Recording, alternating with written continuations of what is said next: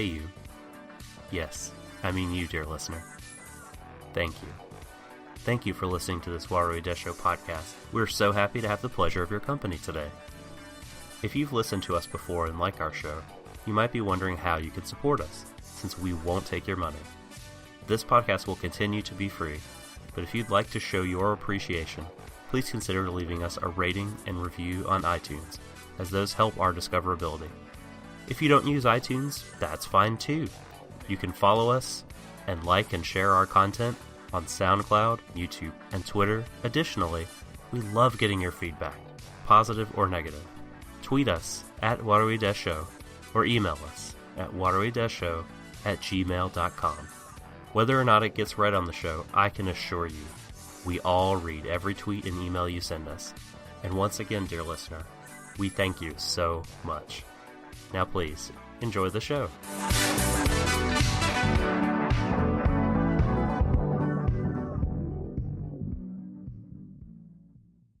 Warui Deshou. So darling, darling, it's cold outside. Some kind of atmosphere I'm all alone, more or less. Let me fly far away from here, far, far, far in the sun. Hello, everyone. Welcome, ladies, gentlemen, and envies, to Warui Deshou Stream of Thought, covering Darling in the Franxx. This is episode 23. Darling in the Franxx. We had another episode called that. Why are they doing this? Why are they doing this? Subtle Doctor here. I was visited by the spirit of Danny from Anime is Lit last night because, like him, most nights, I couldn't sleep at all last night. So, no idea what this podcast is going to be like for me. Don't usually do it on no sleep, but, well, here we are. And along for the ride with me is the flexible, the saucy, the clairvoyant Shadon. Ahoy, Shadon. I would be happy being flexible and saucy, but not clairvoyant, not when it comes to this. I don't like to be right. I don't want to... Just... for fuck's sake. Oh my god. I mean, you said before, Doc, why are you doing this? Like, that is the show's, like, messier in general. That's the show's general trend. Like, why are they doing this? Why? Why would they do such a thing? I don't know. Just think of the Vine, when the kid gets hit with the shoe. He says, I can't believe you've done this. Like, that's me. To you, Trigger. To you, Nishigori. To you, Naotaka Hayashi. Oh, after this episode, I really should have come to this conclusion a long time ago, folks, but I think it's Alex Kurtzman and Scott Orsini, Robert Orsini, I can't remember the bloody names of the writers. They're the two chucklenuts who did the Transformers films under Michael Bay, and also did such classics as Gone Fishing. And they did the modern Star Trek reboots as well. Two idiots who would not know, if they tried to write sci-fi, they put Phi-Sci instead, because they do it backwards. And by God, Nishigori and Naotaka, like, they are the Japanese anime equivalent at this point, because this is some of the most ridiculous, nonsensical, ill-plotted bollocks I have ever had the displeasure of watching. And the worst part of it is, like, in the previous cast we did, I asked numerous times questions like, okay, why not taking the body with them? What the fuck are the knives? Like, all that stuff. And we got answers this time, and I literally feel like this show is trolling me at this point. I feel like Nishigori must be listening to this fucking podcast, and he's just there shaking his head, and he's like, right, I'm going to piss off the bald one. I've got, like, I swear this is personal now. I swear this feels personal. Just, fuck my life, man. Oh, Franxx will tear you apart again. It's as depressing as Joy Division, that's for sure. Mm-hmm. Agreed. So, let's get into it, I suppose. Can't put this off any longer. So here we go. Darling in the Franxx dash Darling in the Franxx. Subparagraph 2, section 49. Yeah. Franxx 2, Franxx harder, etc. Mm-hmm. Right. So let's talk director. Let's talk screenwriter. Directing this episode is Yoshihiro Miyajima. And Miyajima has directed 2 previous episodes of this series. Episode 12, called The Garden Where It All Began, which Naotaka Hayashi was the writer for that one, and is the writer of episode 23 as well. And wouldn't you know it, Miyajima directed episode 6, also called Darling in the Franxx, also written by Naotaka Hayashi. Like, what are they just bad at coming up with episode? I don't understand why 2 episodes of the show are called the title of the show. I mean, that's just, I don't understand it. I mean, I don't really see like some sort of deep significance. I feel like it's just like phoning it in. It shows a lack of imagination, which really, is pretty symptomatic of this episode and their writing in general. So Miyajima, just to refresh, is a Trigger lifer. Their CV starts and ends with Trigger Productions. They've done production advancement for Kill la Kill. And I didn't know Trigger worked on the Fatima Inverted film. But whatever work they did, Miyajima was a production advancement assistant. Well, I guess, so Sword Art Online, I'm not sure if Trigger did, like, side stuff or ancillary things with it, but production advancement once again for an episode of that. We mentioned Miyajima's Franxx episodes. They also directed 5 episodes of the Little Witch Academia TV show, which I'm like literally gobsmacked by, because the Franxx episodes have been very underwhelming. And then I directed 3 episodes of, speaking of underwhelming, the follow-up to Kill la Kill, When Supernatural Battles Become Commonplace. Ooh, that's a disappointment punch to the groin right there, that show. After Kill la Kill, for me anyway, I should stress. I know some people are kind of like that show, and that's cool. I understand. So the opening scene has Kokoro, and she's having an internal monologue, and she and Mitsuru, of course, are staying behind while the rest of the crew goes to fight Zavelm in space. Mitsuru talks about this notion of responsibility, like that's why he's staying, because Kokoro is very much pushing him away. Like, you didn't have to stay. I told you. He's like, it's my responsibility.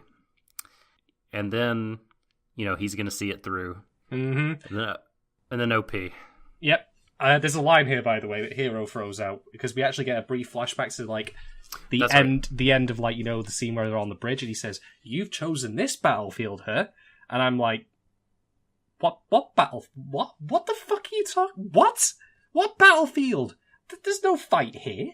Like, okay, I'll spoil ahead of time. The battlefield that Hero is referring to in the most obtuse fucking manner imaginable is actually, Mitsuru Kokoro trying to figure out where their relationship is.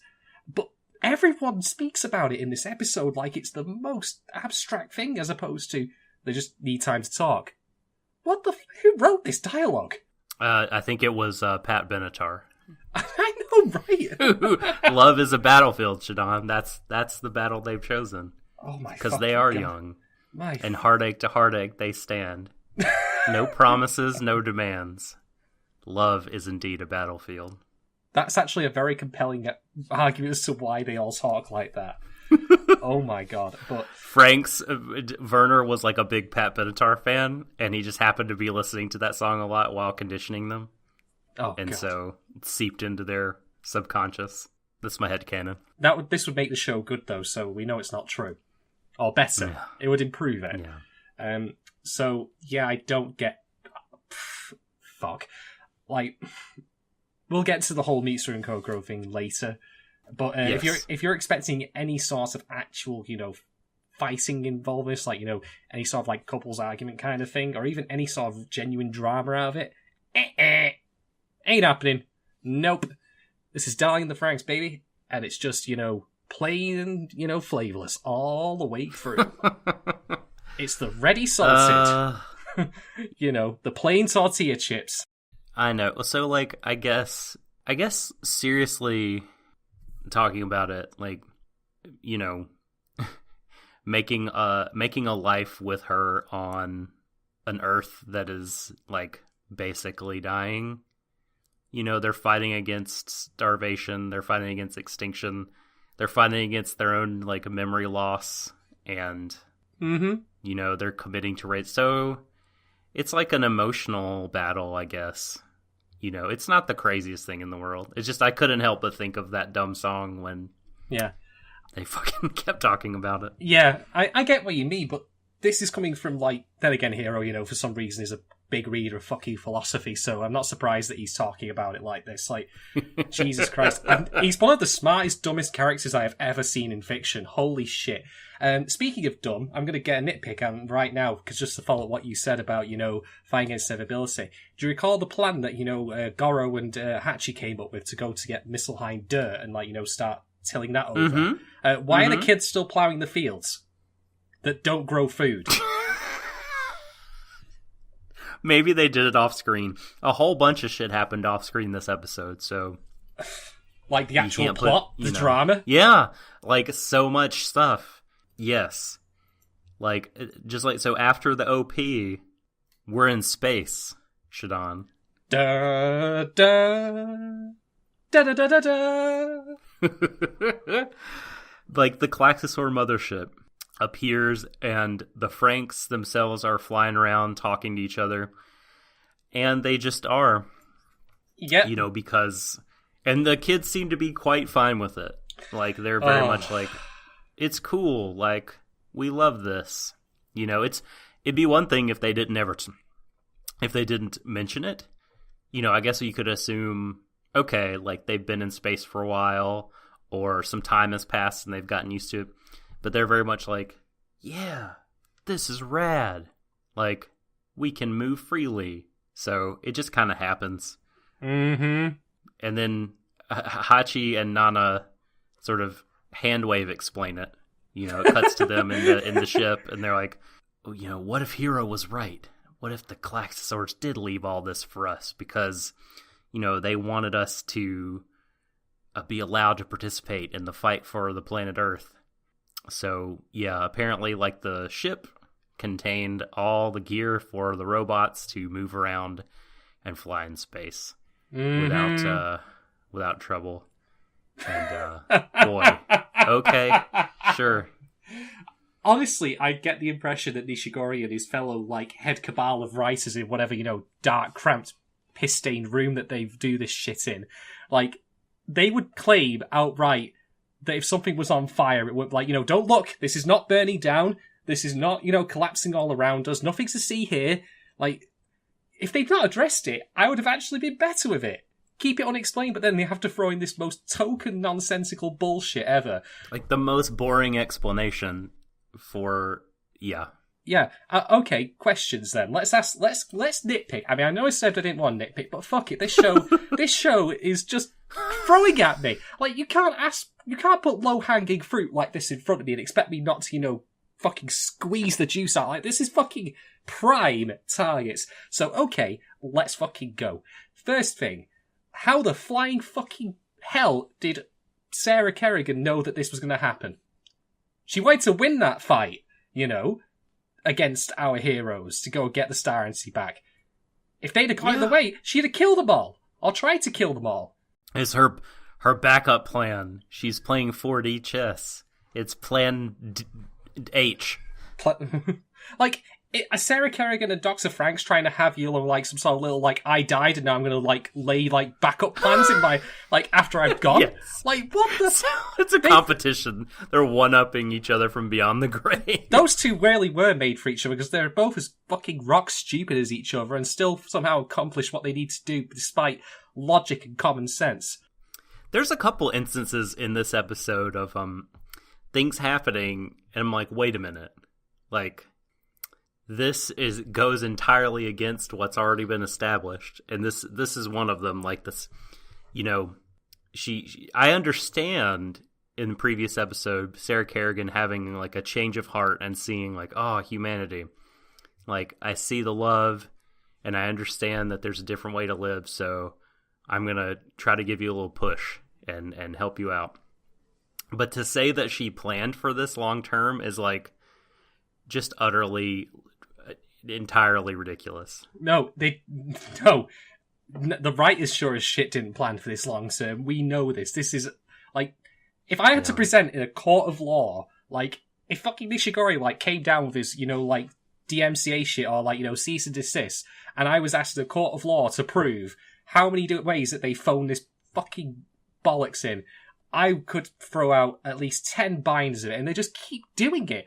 I mean, okay, here's another question for you. And again, this is really nitpicky, but you might recall that I said previously that the Star NC, you know, if Sarah Kerrigan had that, why didn't she blow up all the plantation? She should have won easily. Now, I'll be fair. Maybe, you know, like, she couldn't activate it. Like, there's a couple of hand-wavy different excuses you can make for this.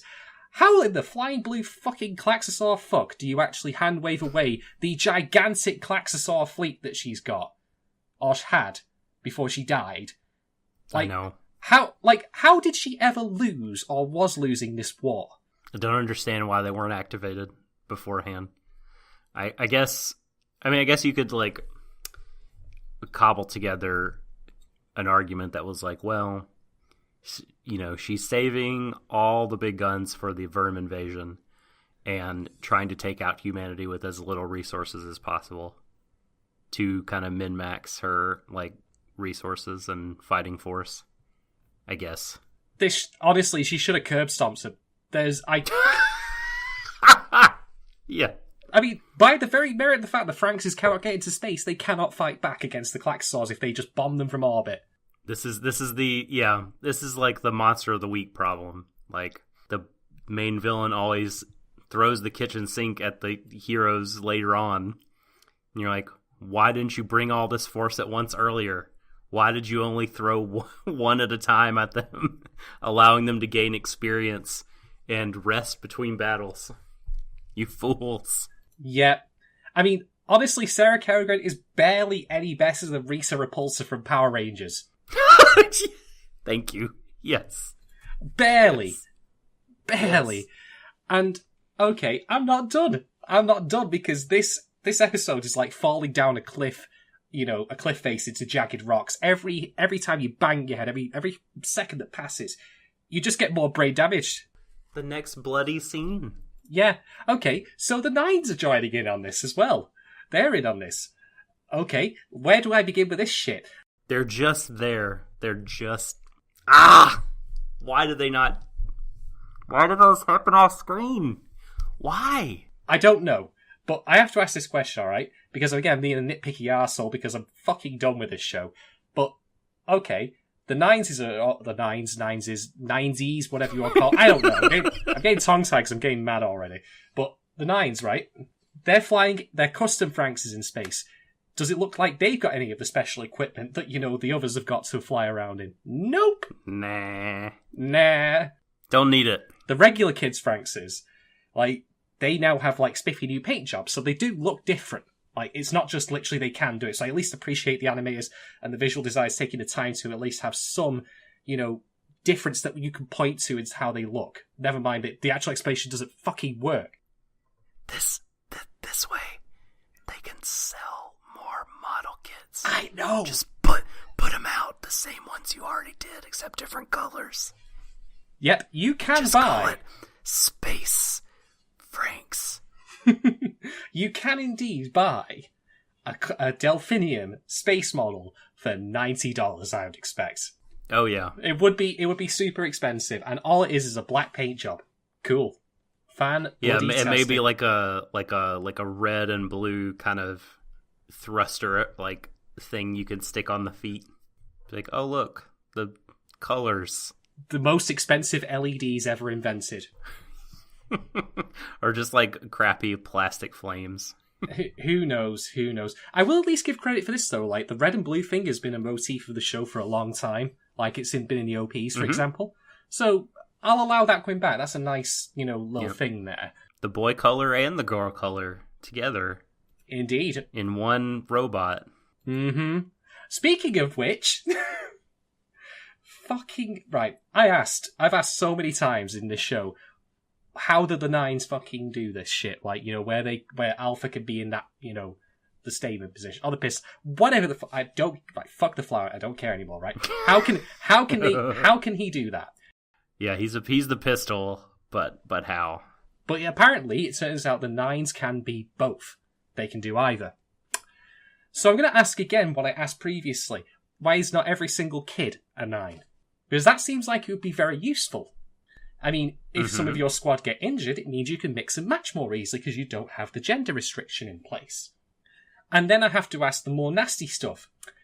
Does that mean the 9s are hermaphrodites? Or do they have the sexual organs of both? Because they can, in theory, because they're supposedly clones, quote-unquote. I don't think Nishigori or the writer of this episode understand what the word clone means, but they can, slot in terms like telomeres and stuff like that accurately, so I don't fucking get this. So, okay, if they're supposedly clones of 02, they would only be girls, but 9 is definitely a boy. I don't know. But, so, okay, let me just come out of this and say it, right? The 9s have been the villains for so long, and the only explanation I have left at this point is that they are indeed, hermaphrodites. They have both sets of sexual organs. That's the only thing I've got for explaining how they can pull this off. Not that they're Klaxosaurs. We're done. I'm done hand-waving away with Klaxosaur explanation. If the show felt it was that important to, not have this fucking stupid, offensive gender politics in it, it would have actually taken the time, to actually explain that it is literally because they're just Klaxosaur hybrids. But it hasn't bothered to do that, so I'm going to actually go on to, say, right, the optics of this are fucking atrocious. You mean tell me that the only set of truly antagonistic characters we've had have been the ones who have not been cis-het? It would appear that way. I mean, they turned out not to be antagonists in the end, but... Oh, well, whoop-de-fuckity do. I know. They're the only, real, tangible... antagonists the show has had. The Verm are the Final Fantasy IX final boss. I mean, Necron, yeah. Who the fuck cares? Who fucking cares? But yeah, I mean, please, somebody, with cited examples, tweet us at Warui Deshou or email us at Gmail, waruideshow@gmail, and, explain the 9s. Please, because I also don't get it. The show scrambled my brain about this and several other of its sci-fi concepts. They're just so mushy and not clearly, things aren't clearly delineated. Maybe I'm just simple and I need it spelled out for me, but I would like that. So help me out, please. Yes, please. I would plead the same. Lindsay Ellis. Shouts to Lindsay Ellis. Yeah, she's awesome. All the stuff's awesome. She did a video on Bright, Netflix's, orcs and human, orcs in the urban hood kind of film, and she said a phrase in it which I felt was quite telling, in that Bright could have just been a dumb, silly buddy cop movie, and then to quote her, she said, but then it had to make itself about race. Now, that's not Franxx. Franxx is not about race. Thank fucking Christ for that. Whew. Just imagining what this show would be like beside getting into racial politics. Just, I am Zen. I am calm. For now, I must manifest my rage appropriately. But the point I'm trying to make here is that Franxx could have been a dumb, silly action show, and then it had to throw in the gender shit, and then it had to do it in such a way that either... I mean, it manages to be both incompetently racist as far as its gender politics go, in that, with the 9s, it doesn't explain shit and therefore the optics of it are terrible, or it then has to do the stuff with, the kids of the future thing and therefore be exclusionary, deliberately. There's no way that's not been deliberate. So, I don't know how they've done it. They've managed to both be intentionally, assholes, towards, LGBTQ plus groups, and they've also managed to, ignorantly, stumblingly do it as well. Like, that's impressive. That is really, really impressive, I must say. In, you know, like an impressive way of someone managing, you know, to wear their pants on their head and not get run over when crossing the street. Just fuck this fucking show. Can I ask an unrelated question? You may ask me any question you wish, Doc. No, but if you want to ask me, have I put my pants on my head and actually crossed the street at any point? I have not. Why are they called parasites again?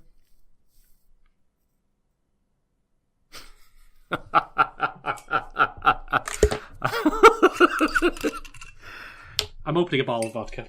Because I genuinely couldn't remember. There's a scene later. I'm sure that Emily could explain, because I imagine it's probably flower related. Yeah, I mean, I guess like that they have a parasitic relationship with the robot or with each other. Hero does. Like, I suppose it's accurate terminology for him. He's an actual parasite, not in their dumb scientific babble. He's just a parasite. But like, yeah, when she's later like crying in the rain, holding her stomach, saying I'm not a parasite anymore, I was sort of like, what does that even mean? Like, why? Because I don't, like, thematically, I guess I don't understand, or in terms of like the scientific structure, quote unquote scientific structure of like how shit works in Franxx. Like, why parasites? I'm sure that Emily mentioned it, or that we talked about it, or it was made clear, but so much other bullshit is going on that I just cannot remember. And I was like, well, are they trying to say by cutting to the baby that the baby is a parasite on the mom? Like, that there's some kind of that kind of relationship there? I don't know.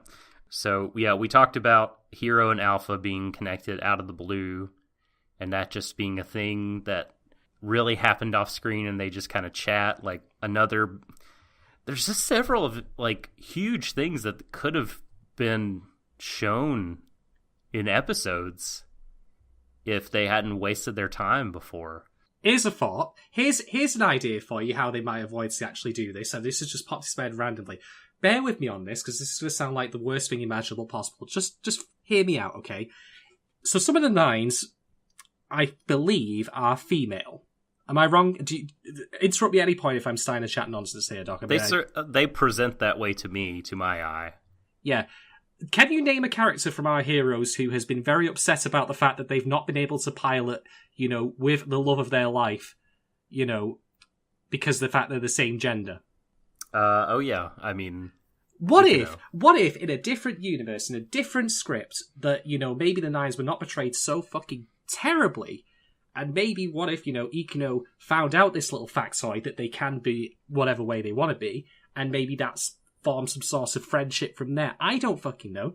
Like, this is the thing about the Nines being both the Pistols and Stingers. It doesn't mean anything. As far as the gender politics go, it's irrelevant apart from making the show look really wretched.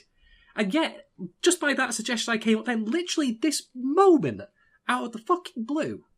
So don't tell me that they're making this shit up as the story goes on, 'cause I came up with this out of nowhere. Yes, that is arrogant of me to say, but I'm so fucking done in trying to talk nicely to this piece of shit show. So you'll forgive me if I indulge myself, right? But if I can literally think that up right there and then as to how you can change this into being something useful to establish on a previously, you know, brought up character point about the one lesbian character you've got in there, why the fuck can Nishigori not do that? This man's actually been paid a fucking wage for it.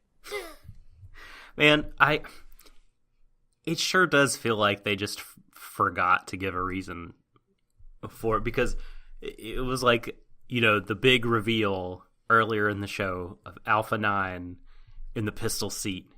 And it was like you could just see the staff going, ooh, look at this, so mysterious. It's like, oh shit, we have a mystery. All right, I'm going to pass it to the next episode director.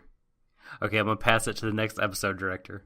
All right, let's pass it to the head creative. And like, they just, no one tied up the loose end of why it was the case. Mm-hmm. It's ridiculous. And so glaring. But, I mean, I guess it's just because, like, they just ultimately didn't care about the Nines because, you know, skipping ahead, they all die. Like, they just throw their lives away and ultimately end up affecting the story in basically no way at all. Nope. Apart from being jerks and making a couple speeches, like, other characters could have done that. There was they just no ultimate point in the story. What a waste. What a waste of my goddamn time, those characters. Yeah. I made the apologetic suggestion that, you know, previously that the Nines, like, because they were dying, that, you know, they were betrayed by their biology because they were created the way they were, to essentially fall apart. So if they ever went rogue, of course, you know, they couldn't be looked after. They would, you know, just cease to be over time. So if they wanted to do something with that, I'd have actually finally been on board with it. Yeah, there was that. I remember I posited after, you know, Papa and the Council of Robo-Bishops revealed that they were traitors, like, if, you know, they're now warriors without a purpose, and so they just kind of became mad dogs and went rogue, killing indiscriminately, and had to be found and put down by our heroes, sort of sorrowfully, you know, because they were presumably on the same side. That would have been interesting to me too. But they just did nothing. They could have done so much with that, like, you know, with them having limited time left. I mean, I brought Blade Runner before in this Stream of Thought series. I'll do it again. Do you remember? Do you fucking remember the, you know, scene with Rutger Hauer's character releasing doves on the rooftop as he dies because his natural, you know, pre-designed lifespan runs out? Yes. Iconic. I mean, okay, yes, if they'd done something like that with the Nines, then people would have pointed out, well, that's like Blade Runner, they're just ripping it off. But you know what? I would settle for this show ripping... Oh my god. No. I walked right into that one. I walked so hard into that one. No! Don't. I can't believe I just did that. That was entirely unintentional. They can't even rip things off in a satisfying way. Okay, you all got where I was going with that. And I'm just going to move on now. Because I feel like... I just feel like burying my head in my hands. Be careful what you wish for. So Hachi, God tier hacker. He's mastered the computer systems in the ship. It's mostly automated. For his which, like, what a hand-wavy things to say. He can move shit around on the interface. You know, and he's talking to Nana. Kokoro's talking to Zero too. They kind of cut back and forth a little bit. And this scene I found interesting because I think in this scene, this is a scene where the show shows its hand in a strong way in terms of the kind of newest theme that it wants to lean into. I described this to you off pod as the show kind of is hopping to different thematic lily pads, and it's making for a rather incoherent viewing experience, but the theme that they're on now, I think, is it runs counter to the ending of the Evangelion TV series. Because you have the Verm, I think they've been kind of working on this one since probably the wedding, I'll say. And this is, I want to say this is part of why they had the memories of Kokoro and Mitsuru erased.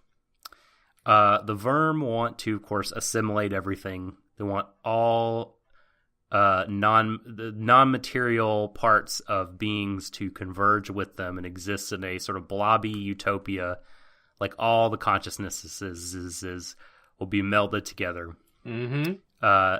Also, continually evolving somehow. And again, not sure what that means. I mean, what I think that means is that the entire entity known as the Verm, like, super consciousness will keep evolving. I don't think individual... I think there won't be any individuals, really. Nope. And so you have this entity kind of positioned as the bad guy. And I think, so Nana is saying in this scene with Hachi that she's like, for some reason, I don't want the kids to hurt anymore. Now, like, she feels that responsibility to the kids, despite having no memories, nothing in her mind is, I guess it may be subconsciously, but she doesn't have any memories, right, of caring for the kids, and yet she still feels a connection. So there's some kind of person-to-person connection that's not dependent on your psyche, on your memories. And if you tie this to Mitsuru, Mitsuru feels a moral obligation, and later on he says reason to live, to his unborn child and to Kokoro, even though like everything, their entire relationship is gone now from his memory, is not there. That sense of moral obligation transcends the memories. And so I think here the show is saying that we're more than just our memories. We're more than just our minds or psyches. And that if we can form these connections and these moral obligations that supersede what's like just contained in our memories, I think the show is saying that there's something like fundamental about humans as minds incarnated in physical bodies, and that human existence can't be reduced down to just a bodiless floating mind.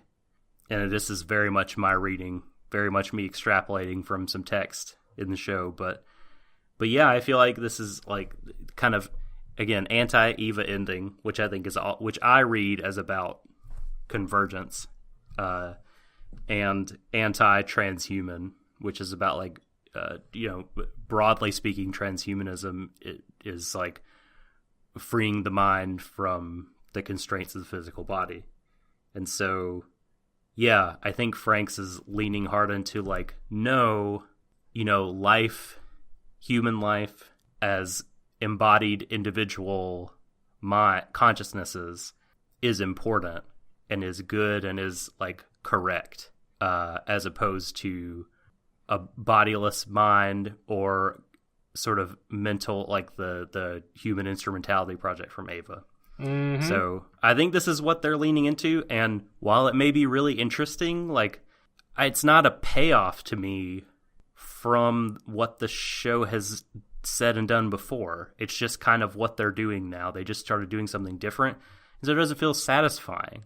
It doesn't feel like a culmination of anything that the show has presented. Mm-hmm. It feels very detached from all the gender stuff. Yeah.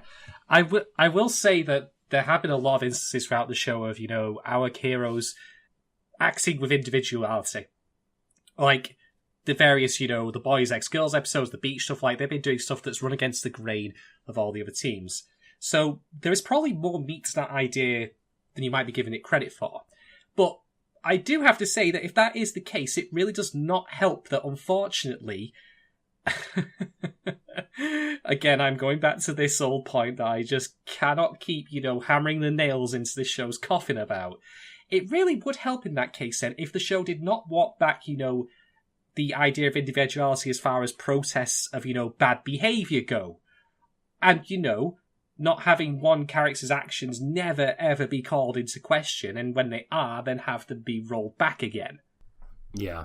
I mean, if there was the thing about being individuals is that, yeah, we will have those moments of our own personalities and the way we dress ourselves. I mean, even with the Franxxes, our heroes have their own unique looks to their robots as opposed to the others, which are all monochrome. So there's that. But it really also would help then if we actually had proper family arguments and proper, conflicts. Conflicts, as I've said before, is what drives drama. And it would actually gel with the theme, that everyone feels differently about topics. They've even kind of had that sort of with, Zorome's own, reversal back to, being all about Papa very briefly. So that was all well and good. But then, of course, we have Hero who can do no wrong. So, no. I would love it if that was the case, that this show was going to do that. And, it did dress down its characters when they fucked up. But it doesn't. It certainly doesn't with its protagonists, especially as we'll see soon enough. I'll digress briefly and ask you, so have you seen Fight Club? Yes. Do you think that the Edward Norton character is responsible for what the Brad Pitt character does? This is massive spoilers for Fight Club, by the way, if you haven't seen it. We should be talking about it. We know this. Come on, dog. Do you think he bears responsibility for what the Brad Pitt character does? I'm going to go with no, because it's pretty textually a split personality thing. Now, that being said, he absolutely does bear responsibility for what he does as the Edward Norton character. Like, for example, when he frames his co-worker in the office, by beating himself up. Yes. Or when he's jerking off into... Well, I don't know if that was him or the Tyler Durden, but when he's, jerking off into the chowder. So, as far as I'm concerned, though, if it is a different personality, they should be. And I have a feeling where you're going with this, which is to say that because Hero's had his brain wiped at least twice now... Well, no, actually, no, he hasn't. What am I talking about twice? Because he's had his brain wiped, he is a different person from that point onwards. Yeah, well, this is... I think this... I mean, this could be such an interesting thing about the show if I felt it was tied and interlaced throughout the show more than it was. But yes, I mean, you're quite right in what I'm driving at, right? Is that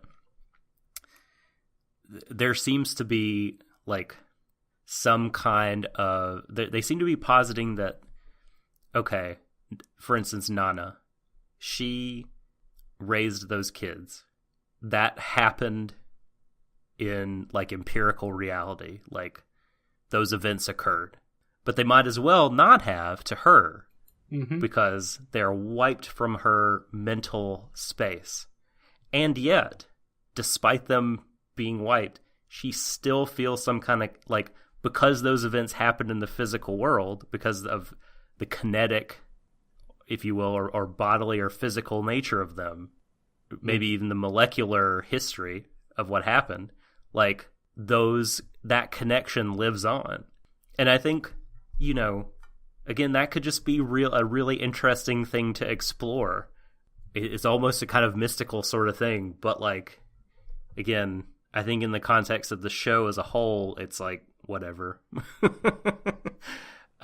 Sure. I mean, and maybe this is something they're pushing related to, having the baby. Like, bodied existence is superior because families, because babies. And granted, that's nice. I do think those are nice things about having a body. I like that stuff, but I don't know. I'm just underwhelmed and unsatisfied by the fact that it seems to just be, like, appearing in the last handful of episodes and doesn't relate to what's come before. But we can move on. I'm obsessing about a single point. Let's move on to obsessing about other points. Yeah. So you touched on the Ichigo and Goro scene. Oh. Where they have a chat with Hiro before the battle. And, Goro, who's being played by the new voice actor, by the way. That's and I noticed he got a ton of fucking lines this episode. And he apologizes for hitting Hiro, which is some hot garbage. And Ichigo has thrown her entire support behind, this getting 0-2 thing. And then Alpha 9 is climbing out of his robot and sees them all talking and thinking to himself, this is human friendship. I see it now. Yeah. All has been revealed to me. Yeah. Okay, where do I begin with this? Alright. In the absolutist sense, I think it's probably fair to say that Goro should have not punched Hiro. Because, we want to, in the ideal world, we wouldn't be violent towards each other. We wouldn't express our displeasure or our distaste towards other people's actions by, decking them in the jaw. But the problem is the way this is framed and the way this is discussed is not about the actual violence itself being the problem. Like, Ichigo, for example, doesn't chime in and say, like, Goro, you shouldn't have punched him in the face, but at the same time, Hiro, you did kind of have it coming. Or, you are still in the wrong for how you've acted. It hand waves and undoes all of the, all the stuff that happened in the previous episode where Goro went off, rightly, I would say, on Hiro's behaviour. It's not about the act itself. It's about the meaning behind it being, undone. And how much more evidence does this show want to offer that it will not... Like, that rant of many rants I've been on, about the show putting Hiro on a pedestal, treating him as holier than thou, cannot do any wrong, despite the fact that his behaviour is very much, in the vein of being an absolute prick. Like... I'm sorry, but I've already made my point on this, and the show just keeps giving me this free ammo. How can people look at this fucking character and think to themselves that this isn't a completely ludicrous fantasy that people would act this way? If I acted the way Hero had, like, if I had a loved one, who was, in a hospital somewhere, dare I say, in a coma, or, on death's door, and made it all about myself, you want to know how people would react to me doing that? They would react with disgust. They would react with indignation. They would, call me a twat. They would say that, I don't deserve someone like, anyone by having that behaviour. And Goro did kind of go down that line, and then completely rolled it back. Franxx again continuing its habit of having drama that actually makes sense, and then, undoing it the following episode. Not giving actual human behaviour the consequences and the gravity and the time necessary to fully sink in. I mean, if Goro, had apologised to Hero, let's say in the closing moments of the final episode, that would have still been bad, but it'd been better. Not as opposed to, the next day. Just... Just fuck this show, man. Fire into the sun. This just in. Update. We'll see who bothered to listen to this point if people are making comments about what I said earlier. The titles of episode 6 and 23, despite both being Darling in the Franxx when translated into English by Crunchyroll, are spelled slightly differently in Japanese. There you go. I don't know what it means, but apparently you can write characters that sound the same differently and alter meanings. Anyway, I agree with everything you just said, 100%. And then there's a Verm Blast, and shit is going down. Big battle, very visually similar to the Buster stuff of Gainax. I heard a ding noise in my head then when you said the Buster stuff, because the more, every time that we're going to bring this up from this point onwards, I just feel like we should have a counter in the bottom left. Because boy howdy, are we going to be talking about Gunbuster and Diebuster a fair bit in this episode. Yeah, so Hero sees the Apas. Wasn't it called Strelitzia Apath? It used to be called Apoth, and which I thought that was a reference to like apotheosis or something, but now it's being spelled Apis. Apis Cape. Last name Cape. Apis Cape. The Magnum Apis. Ladies and gentlemen, I'm here all night. Woo! Apis operandi. Okay, so he sees Zero Two's robot, and where her soul is hanging out, like Alphonse's soul in the suit of armor from Full Metal Alchemist, and he sort of just flies there right away, reckless abandon. Alpha 9's life be damned, and battles happening, blasting, space shooting, the pew pews. The 9 saves Zorome and Miku, and let's not forget, firing a trident along with Ikano is Futoshi in space.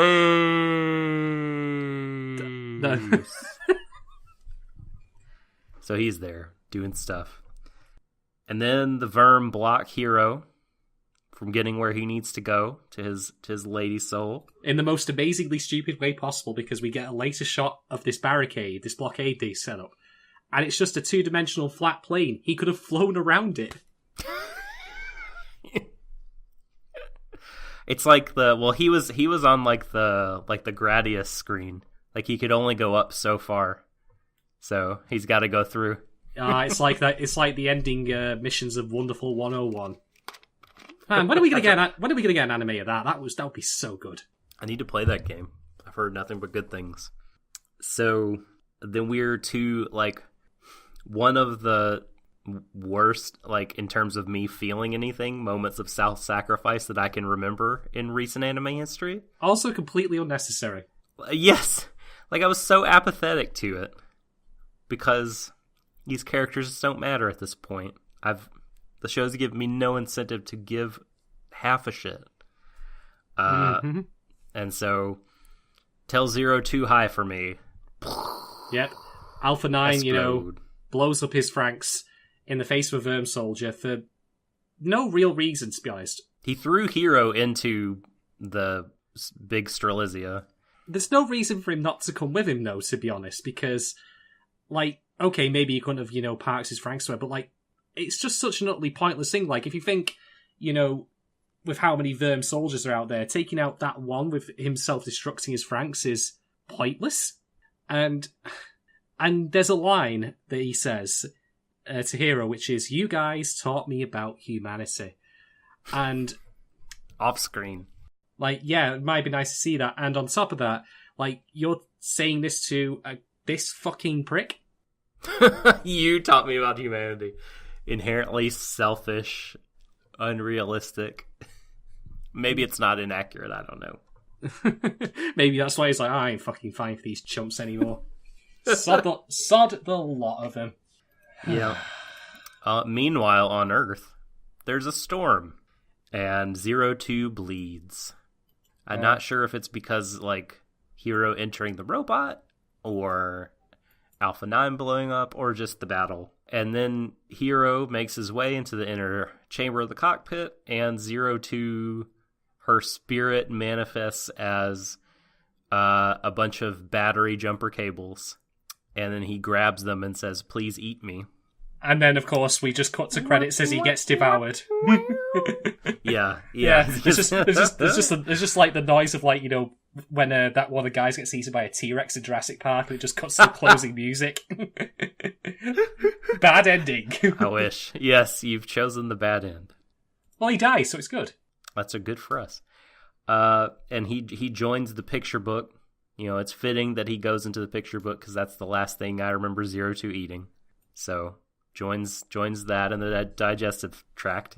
Yeah. Oh, this scene was amazing because it's such like a microcosm of the show's problems in that this all looks fantastic, and the voice actors, like, say what you will about Hero's character, but his voice actor is fine. 02's voice actor is fine as well.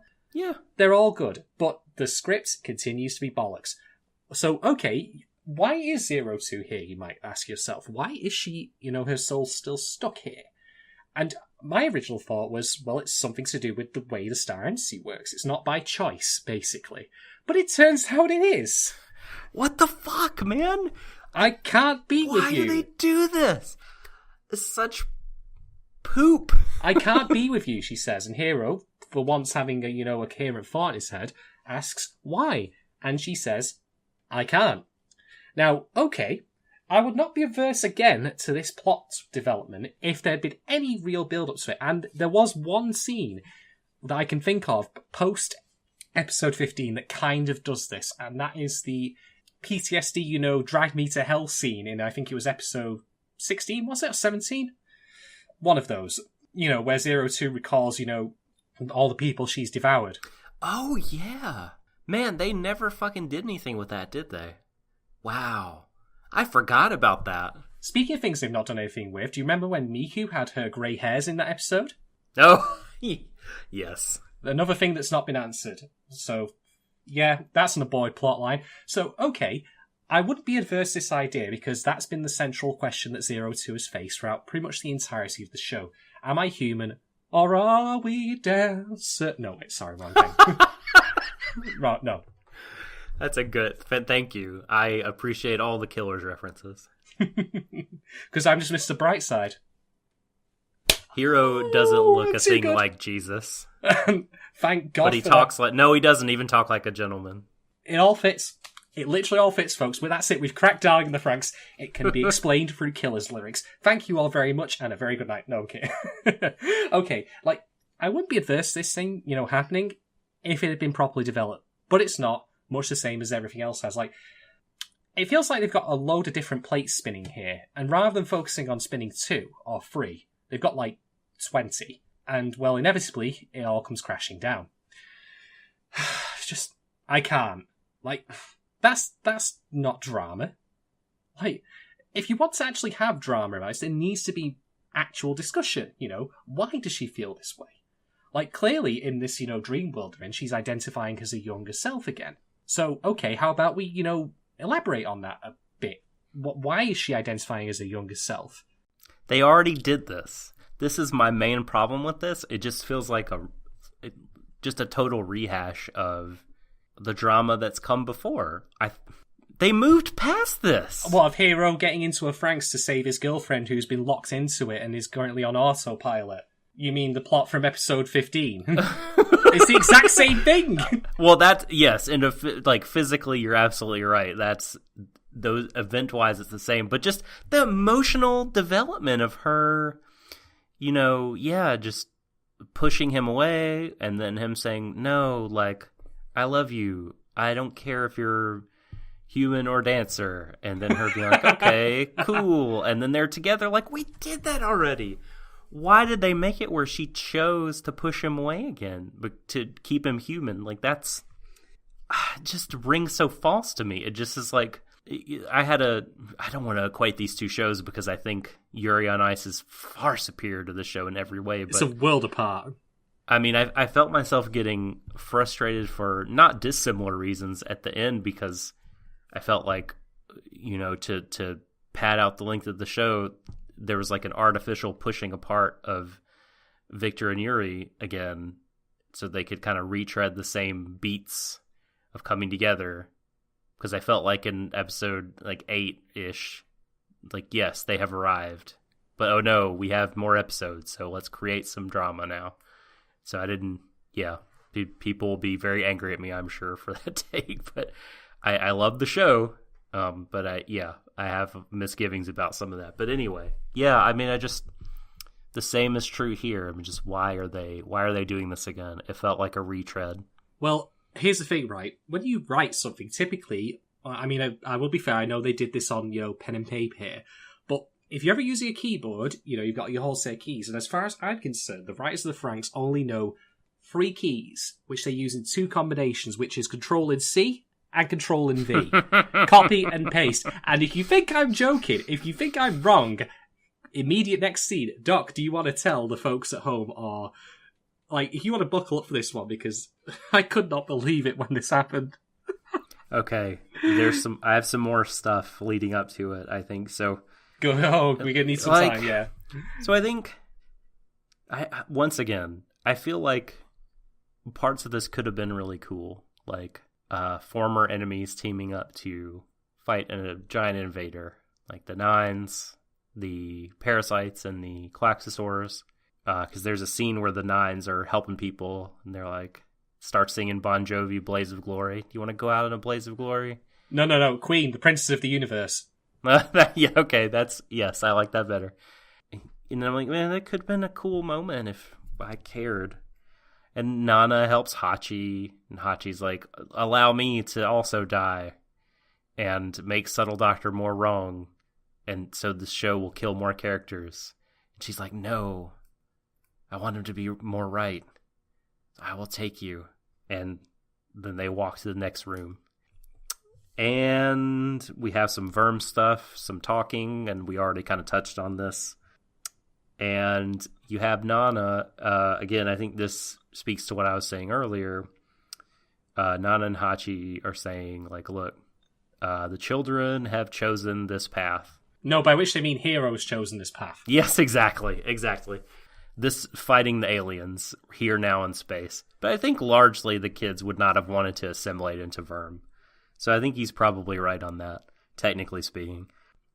They've chosen this path of leading lives as individuals rather than an imperfect, being, these mind-body beings or whatever, versus assimilating into the psychic blob. And, Nana talks about I don't remember how she says it exactly, but she's basically says something akin to their lives are they're choosing to live as like a bright shining flame, that's increasing in size. They're flourishing. Their lives are shining individually, as opposed to being part of the placid, tranquillo, utopic dream of adults that just want to go to sleep. Yes. And then we have Kokoro cut back to Earth, where it's raining like hell. and Mitsu saying, no, like, Kokoro, get out of the rain, you'll catch cold. And Kokoro wants to protect 02 because she feels listless and without a purpose. And all she can do now, she can't fight. So she wants to at least protect 02 because 02 has something to live for. And then Mitsu says, no, don't say those words, Waifu-chan. I will not tolerate you saying you don't have anything to live for, because if you don't, I don't, because you're my reason to live. And they both reveal that they still have the rings. And I think this is probably the biggest example that you can, underline with your red Sharpie here, that the show is saying, like, here's this connection that doesn't depend on the memories that these kids have. That you can't reduce humanity, human existence, what's good about it, to the mental, because these kids love each other. Something about the connection they made transcends the fact that, they don't remember it. Oh, the wedding that they did on a dime. Yeah. So, like, because, I mean, you could say, if you woke up tomorrow and you didn't remember anything and someone said, here's this lady, she has your unborn child. I mean, you'd feel like you were in your rights to be like, look, sorry, but no thanks. Yeah. Because it holds no meaning for you. You don't remember it. But, like, the show is actually saying that despite not remembering it, whether you like it or not, there's a connection. And they do imply that there's moral responsibility there. But I think the more important thing and the more interesting thing is that, like, that there's a kind of love connection or relationship, whether it's Nana to the kids or Kokoro and Mitsu, or even Hiro and Mitsuru. You could unpack in that way. But yeah, and that's the last kind of time that it touches on that. So we can move on from that. I've already talked people to death about this. I did appreciate Janista being the giant scarecrow on this completely inviable field of crops. It was really good. That was good. I also liked the fact that, like, while the two of them were saying, Kokoro, Mitsuru, and crying, like, ugly crying in each other's arms, like, it cut to the new Nana just standing there watching. I'm like, you were awkward as fuck. What is this? What's going on?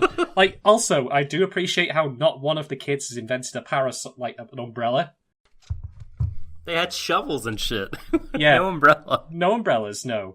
I mean, I understand, like, that Kokoro doesn't have the book anymore, but you would think at least common sense, if she knew she was pregnant, would say, I probably shouldn't be getting wet, because then I'll, catch a cold or something. But, I mean, why they haven't actually dragged 02 back inside is beyond me either, but whatever. I mean, it's not going to, as we'll learn soon enough, what actually happens to 02 on Earth is...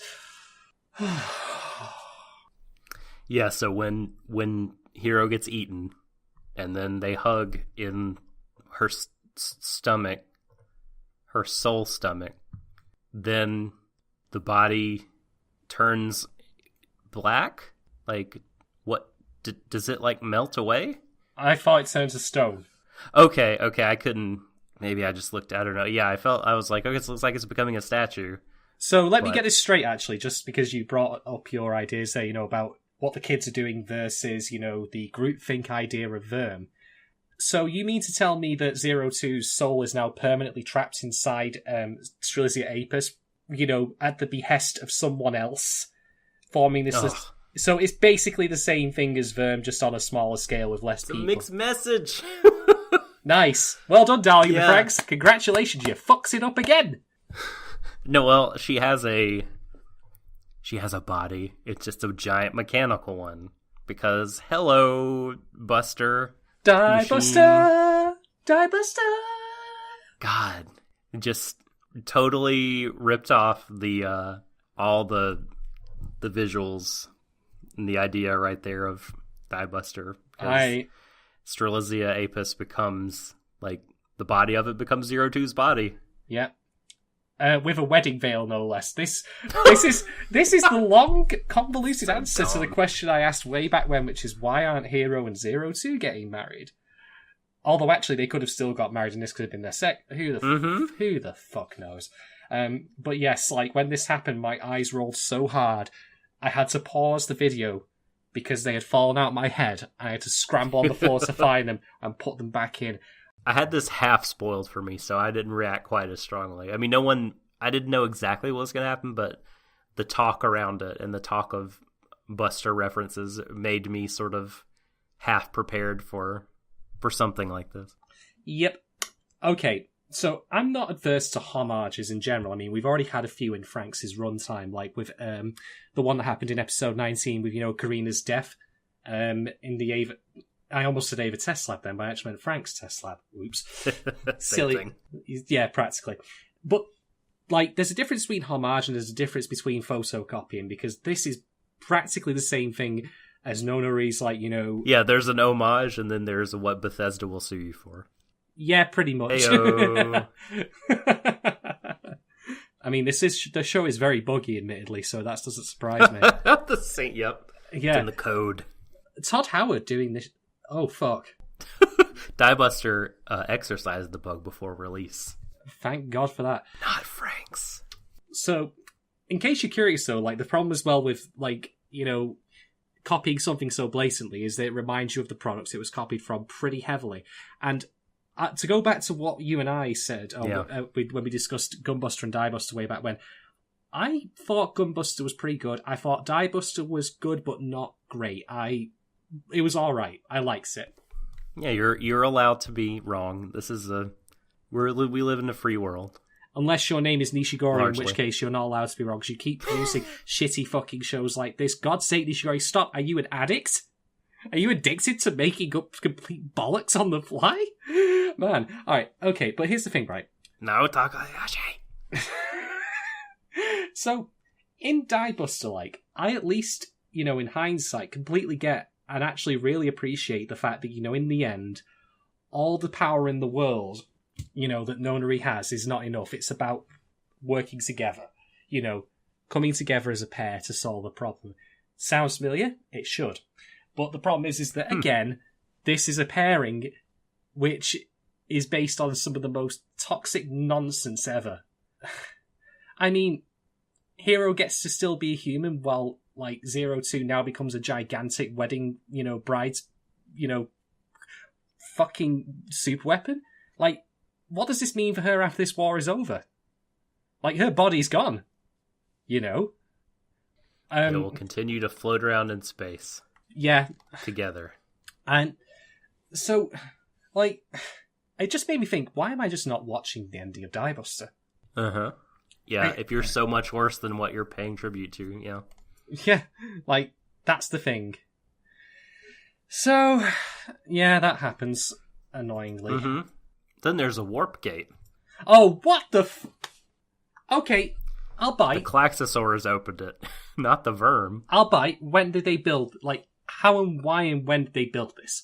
Because by all accounts from Sarah Kerrigan's flashback and her narration, like, the Klaxosaurs only drove Verm off the planet. They didn't go chasing after them. How also does 02 or Hero know that the warp gate's going to take them to the Verm fleet / homeworld / state, whatever?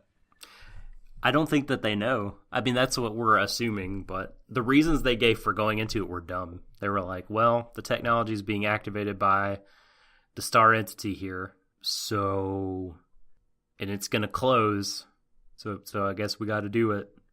That's what I heard. I didn't even know I didn't catch that they knew they were going to the Verm homeworld. Did they say that outright? Yeah, they said they wanted to go and end the war.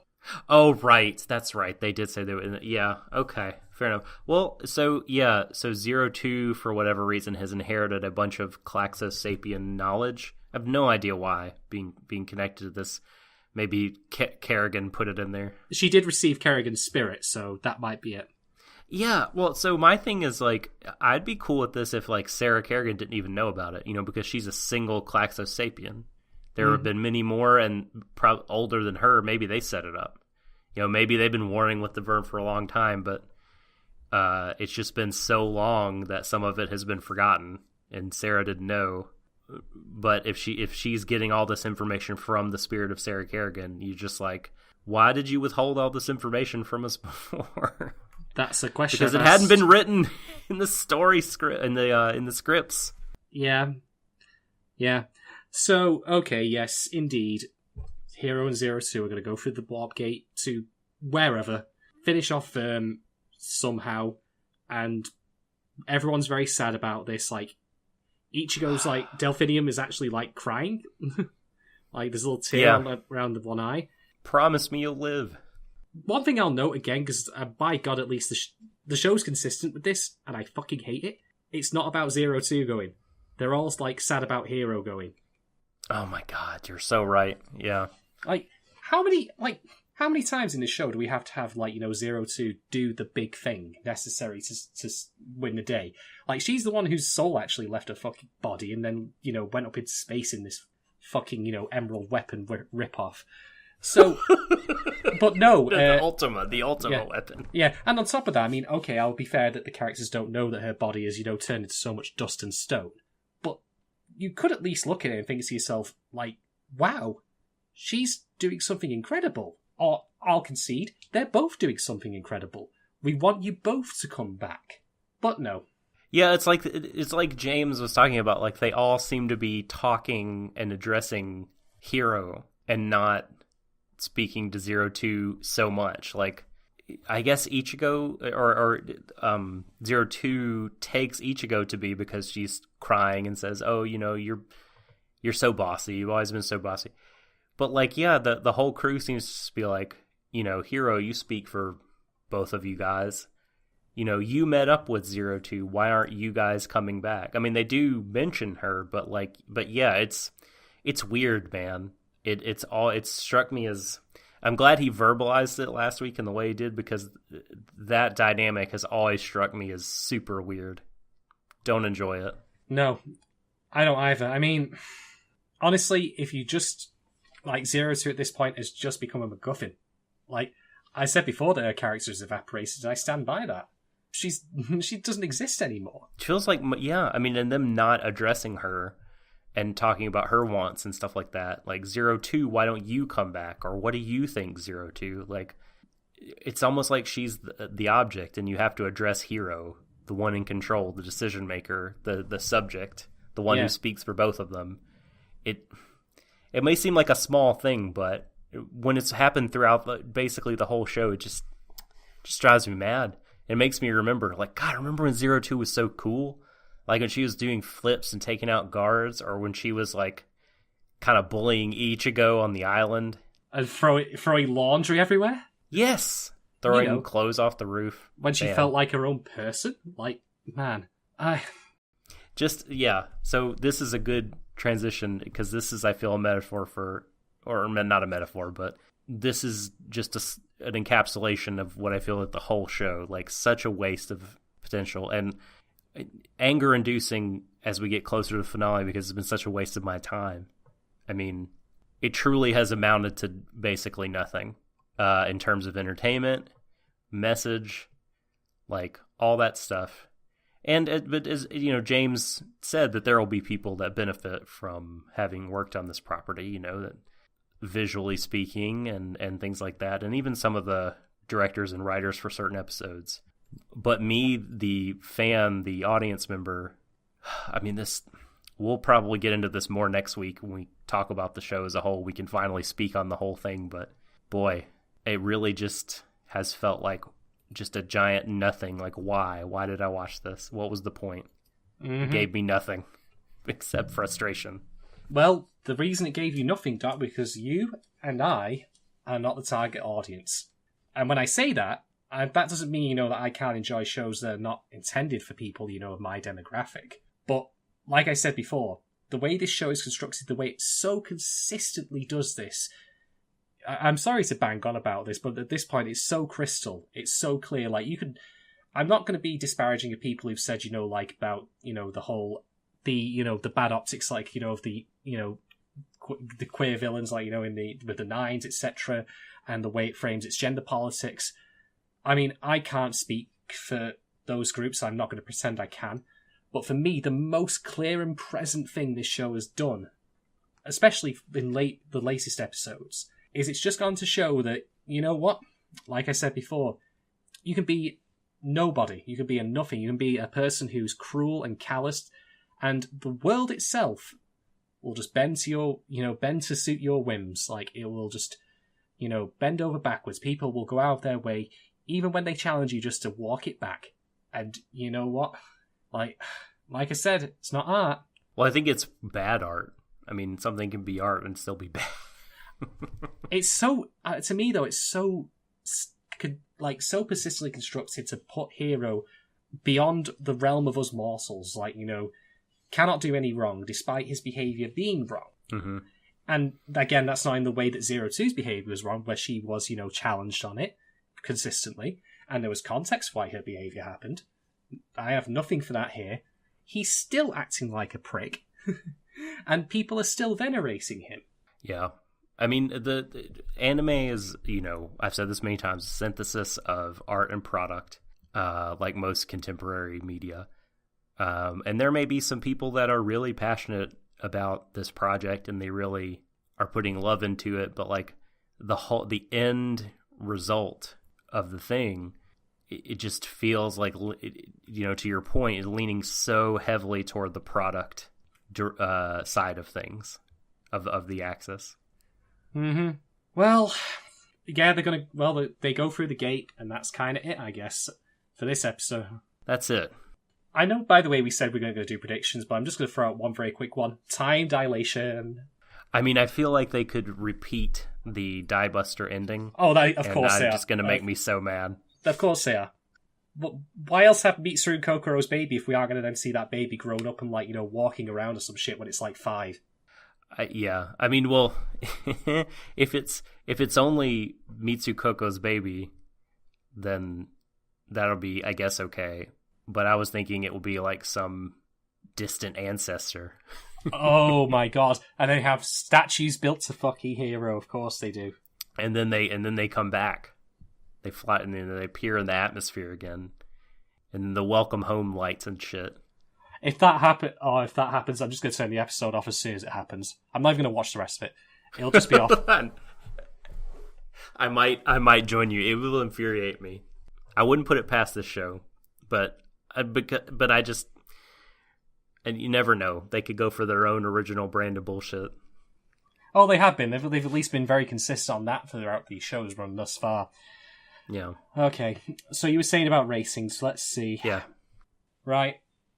I am going to give Darling in the Franxx, episode 23, Darling in the Franxx, section 9, article 10, sentence 5.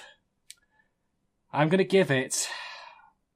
I want to give it 0, but I'm not going to because this episode was not worse than 17. 17 was still the pits of this show.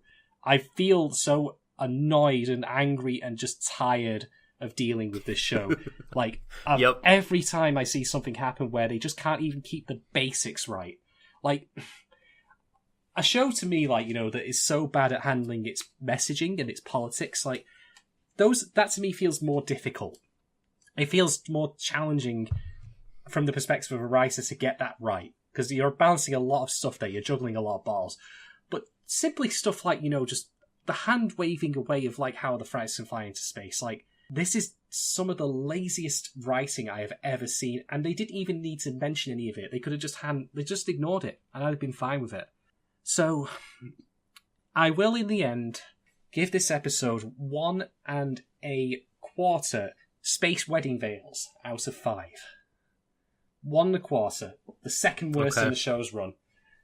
Because it's just the culmination of everything that I hate about this show, everything I hate about its lead character, everything I hate about how it treats its lead female character, everything I despise about how the other characters, treat the fucking lead as if though he's the messiah, when it's not deserved. And all of the shitty fucking writing, the waste of people's, animation talents, musical talents, directional talents, every single person who's working on this who's not actually putting pen to paper. This show is, at least with stuff like Elfen Lied and Phantom, they were just, they were holistic failures. They were lazily made productions all around. Mouse, the worst thing I've ever seen, was just a really badly animated piece of shit. I miss those days. I miss those days because, like, you know, I couldn't feel bad about people who are genuinely working hard. I mean, you brought up before, like, you know, that Goro's got a new voice actor because, of course, Umehara-san is still sick. And I will give credit to his new voice actor, and we'll get his name, actually. Daiki Hamano. Hamano-san does an excellent job, and Lord knows what it must have been like to have him drafted in at the, you know, the 11th hour. What it must have been like for him, like, you know, okay, fine, I'll do it. But he does a good job as Goro. Mm-hmm. He handles it really well. All the voice acts are fine. Like, even characters I hate, I will never, you know... I mean, Lord knows we had that shit with fucking episode 14 and people, you know, throwing shit the way of Ichigo's voice actors, I believe. And also the writers. But, like, you know, everyone who's not actually scripting this show is doing their best. And even when they fail or fuck up, like with some of the sloppier animation moments or, you know, just... like you know, uninteresting direction, it's at least passable. It's never truly terrible. Yeah. And that to me is one of the most galling things about watching this show, in that it feels like such a great amount of effort expended on so little by people who deserve better. That's the thing that upsets me probably as much as anything else in the actual show itself. So, we have only one more episode, thankfully. I am going to give it a little teensy-weensy bit higher than you. I'm going to give it 1.5 stars for allowing me to think about something philosophically interesting. Yeah. But that's it. The rest of it, they get no stars for anything else, because otherwise, what a big waste of my time. That's all I have to say. I have nothing to add. Next episode, depending on what they do, just be so upset. And it's, man, that might actually be better, me getting super duper upset, like, because, you know, Phantom, Elfenlied, Mouse et al, you know, you could be mad at them because they were so aggressively shitty and holistically shitty, and there was fun to be had in being angry at them. And while I've had fun talking with you about it and hashing it out, the experience of the thing itself and how it makes me feel, it's just, by the end, like you said, I'm just tired. I just feel empty and so apathetic, and it's just not fun. No. At all. In fact, I was going to save this kind of for, and I'll probably still bring it up in episode 24 just for the long-term thing, but I have to say as well that there's been plenty of other tragic stuff about this show that just makes it, you know, a miserable thing to think about. You know, the fucking gatekeeping shit that happened around episode 8. Do you remember us discussing that? Oh, because Kim K. Yeah. A lifetime ago. Yes. Yeah. That shit, you know... The one you brought up before, episode 14. Yeah, that. Umehara-san becoming ill. Now, I'm not saying the show did that, so I'm not that daft. But I'm just saying, Putting like, you them know... in a bird cage. Yeah. There's that, you know... all the hard work that people have put into making this show and bringing to life the vision of someone who is just frankly a hack. That's what upsets me so much. Like, this probably will not end up being the worst show I've ever seen. It's certainly not as bad as Mouse, although it is also infinitely longer than Mouse, so that's one point against it. But yeah. But I really have to say, like, it's going to be one of the most depressing and saddening things to think about. In fact, like after the fact. It just makes it... Sorry.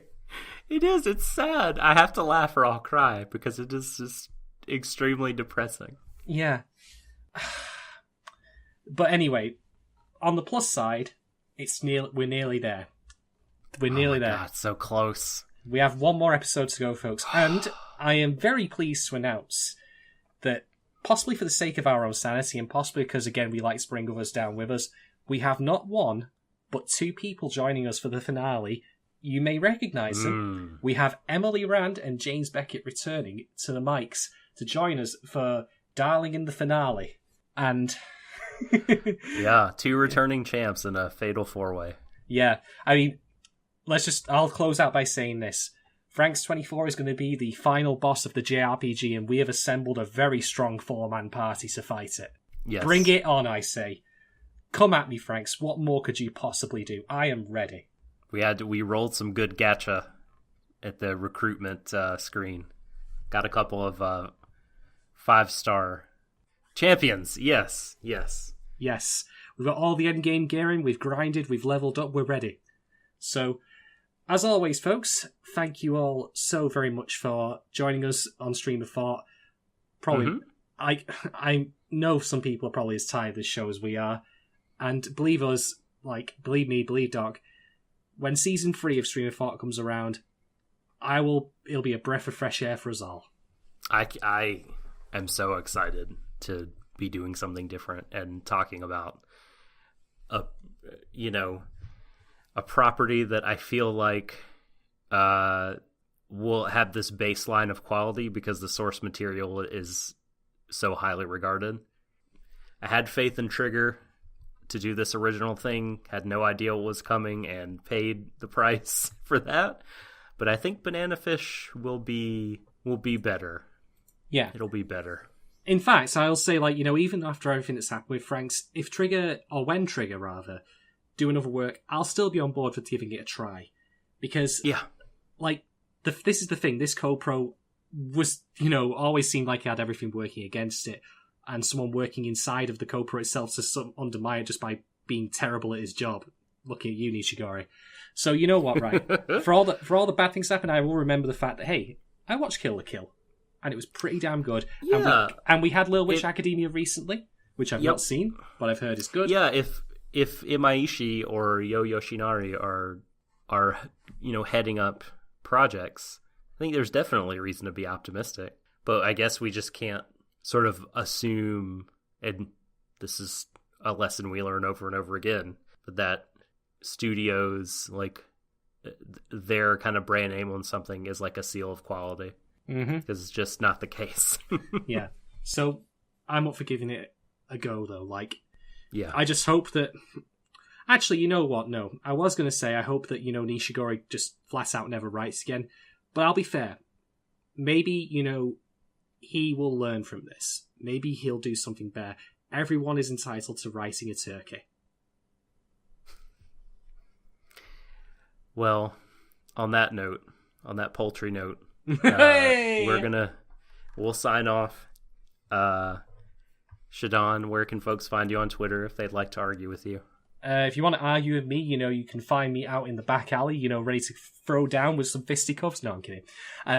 You can find me at Shaden1010 on Twitter. That's Shaden1010.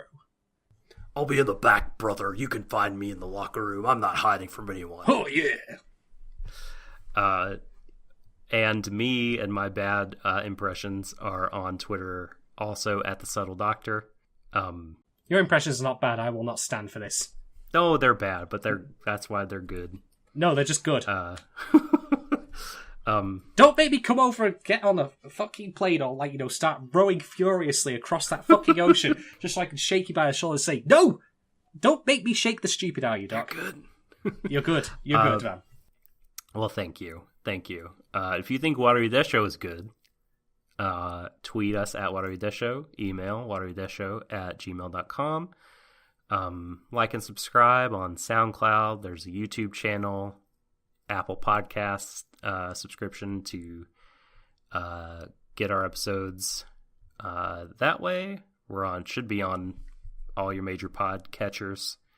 So thank you everyone for joining us. For Shaden, I am the Subtle Doctor, saying for the last time on a Darling in the Franxx Stream of Thought episode, embrace each other, everyone, to the ends of the universe. You lucky bastard, I have to deal with this shit next week, don't you understand?